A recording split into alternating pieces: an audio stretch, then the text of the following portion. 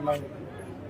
याच्यामध्ये गेवराई पोलीस स्टेशनचे हद्दीमध्ये 5 मार्चला बाईकची चोरी झाली होती. तो बीड आपला गेवराई पोलिसांची जो DB टीम आहे त्यांनी त्याचा सखोल तपास केला, CCTV ॲनालिसिस केले, डम डेटा ॲनालिसिस केले आणि बाकी इतर टेक्निकल बाबतीचे खोलात जाऊन जेव्हा त्यांनी तपास केला तो त्यांच्या हे लक्षात आणलं की ह्याच्यामध्ये जो चोरी करणारा माणूस आहे, संभाजीनगरचा चोरी करणारा माणूस होता, जो मिडलमॅन आहे, ब्रोकर आहे, तो बीडचा होता आणि जो स्क्रॅप डीलर आहे तो नेकनूरचा होता. गेवराई पोलिसांनी हे सगळं खोलात जाऊन तपास करून त्यांनी नेकनूरचा जो स्क्रॅप डीलर आहे तिथपर्यंत पोहोचून आज जवळपास 17 मोटरसायकल त्यांनी ताब्यात घेतलेली आहे.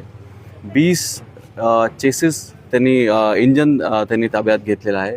भरपूर स्पेअर पार्ट्स त्यांना तिथून मिळालेला आहे आणि खूप मोठे गँगचा आज पर्दाफाश झालेला आहे. त्यामध्ये 3 आरोपी अटक केलेले आहे आणि 1 आरोपी फरार आहे. हे पूर्ण साहित्याच्या सरासरी आपण किंमत काढली तर जवळपास 25 लाखाचा माल आज इथे गेवराई पोलिसांनी जप्त केलेला आहे.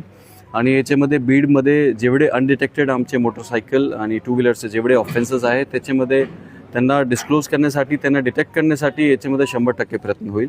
आणि याच्यामध्ये आम्ही भारतीय न्याय संहिताच्या जेवढे मोकाचे त्याच्यामध्ये प्रोव्हिजन्स आहे 111 आणि 112 BNS त्याच्यामध्ये आम्ही अट्रॅक्ट करणार आणि आमचे पोलीस किंवा दुसऱ्या इतर जिल्ह्यामध्ये जे कोणी अनडिटेक्टेड ऑफेन्सेस असेल त्याच्यामध्ये आम्ही डीपमध्ये जाऊन तपास करणार. त्याचबरोबर पूर्ण बीड जिल्ह्याचे जेवढे स्क्रॅप डीलर्स आहेत त्यांचीसुद्धा आम्ही तपासणी करणार. सर, हा किती दिवसापासून